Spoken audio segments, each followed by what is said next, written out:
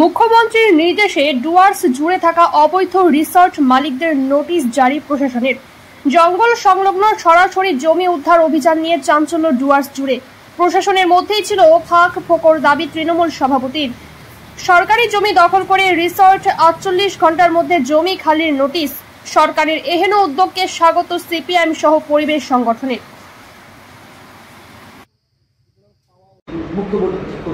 না না, একদম পরিষ্কার বক্তব্য। মাননীয় মুখ্যমন্ত্রী যে নির্দেশ দিয়েছেন সেই নির্দেশ মতো যে প্রশাসন এখন যে তৎপরতা গ্রহণ করেছে, এটা আরও আগে থেকে আমাদের এই এলাকাগুলোতে যদি প্রশাসনের পক্ষ থেকে গ্রহণ করা হতো বা এই রকম কিছু তো মানে ফাঁকফোকর থেকেই গেছে প্রশাসনের দিক দিয়ে, এটা তো অস্বীকার করার কোনো জায়গা নেই।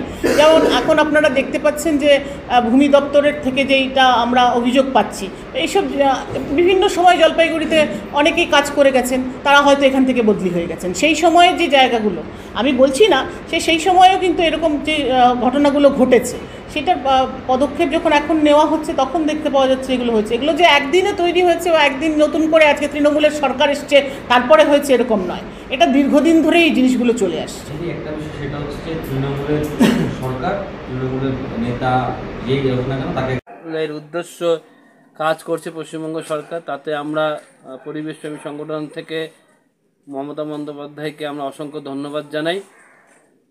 জঙ্গলের পাশে অবৈধভাবে হোটেল রিসোর্ট আমরা বহুদিন ধরে আন্দোলন করে যাচ্ছি, ডুয়ার্সে গড়ে উঠছে। আমরা চেয়েছিলাম ইকো ট্যুরিজম হোক, গ্রামের মানুষ হোমস্টে বানাক, সেখানে লোক আসুক, লোক বসবাসও করুক, প্লাস হচ্ছে বন্যপ্রাণের সুরক্ষাটাও যেন থাকে।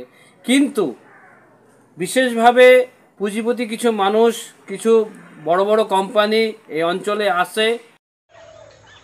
আসলে পশ্চিমবঙ্গ সরকার যে সিদ্ধান্ত নিয়েছে সরকারি জমি দখলমুক্ত করা, এটার জন্য আমরা আমাদের সংগঠনের পক্ষ থেকে, আমরা আমাদের পরিবেশ কর্মীদের পক্ষ থেকে আমরা কৃতজ্ঞতা জানাই, আমরা ধন্যবাদ জানাই সরকারকে। এই মুহূর্তে এখনও পর্যন্ত গরুমারার প্রান্তরে, গরুমারা চাপড়ামারি এলাকার মধ্যে আমরা বন দপ্তরের সাথে যোগাযোগ করেছিলাম।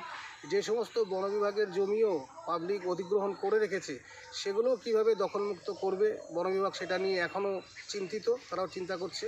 এবং অন্যান্য দপ্তরগুলি যারা বিভিন্ন রিভার বেডে আরও অন্যান্য সরকারি জায়গায় হোটেল রিসর্ট বা অন্যভাবে কারখানা যাই করুক না কেন করে আটকে রেখেছে, দখল করে রেখেছে, সেগুলোও দখলমুক্ত করবেন সরকার বা ইতিমধ্যেই প্রশাসন এর উপরে হস্তক্ষেপ করেছে। আমরা একে সাধুবাদ জানাই। আমরা আশা করি মানুষ সতর্ক হবে এবং এই বিষয়ে এই সরকারি যে উদ্যোগ, যেগুলো সরকারি সম্পত্তি যেগুলো জনগণ দখল করে বসে আছে, কিছু কতিপয় ব্যবসায়ী যারা টাকার অর্থের বিনিময়ে, মূলত জমি মাফিয়া বলা যায়, এরা জমি মাফিয়াদের সাহায্য নিয়ে এই ব্যবসায়ীরা এরকম জমি দখল করে বসে আছে সরকারি সম্পত্তি। এগুলা কিছু বেসরকারি রিসোর্ট আছে লাটাগুড়িতে, সেগুলো রয়েছে। সেগুলোকে না, এটা এটা সরকারি জমি, এটা রাজ্য সরকারেরই জমি দখল করে বসে আছে এরা। কিছু কতিপয় অসাধু জমি মাফিয়াদের সাহায্য নিয়ে এই ব্যবসায়ীরা এরা দখল করে বসে আছে এই জমিগুলোকে। কতগুলো হবে লাটাগুড়িতে? আনুমানিক প্রায় 6-7টা তো হবেই লাটাগুড়িতে এরকম দখল, অবৈধভাবে দখল করে বসে আছে। সাথে সাথে আমরা এইটুকু বলি যে রাজ্য সরকারের যদি চিন্তা ভাবনা করে, এই রিসোর্টগুলোর উপরে প্রচুর বেকার ছেলে কাজকর্ম করে খাচ্ছে, যাতে তারা বেকার যাতে না হারায় আর কি, কর্মসংস্থান থেকে যাতে না হারায়, সেটারও যাতে চিন্তা ভাবনা করে, এইটা সামঞ্জস্য যাতে থাকে, এটাও আমরা সরকারের কাছে প্রস্তাব রাখবো আর কি। আপনার নাম আর কি দায়িত্বে আছেন? আমি মনা বিশ্বাস, লাটাগুড়ি গ্রাম পঞ্চায়েতে পঞ্চায়েত সদস্য। কোন দল? আমি সিপিএম এর দলের সদস্য।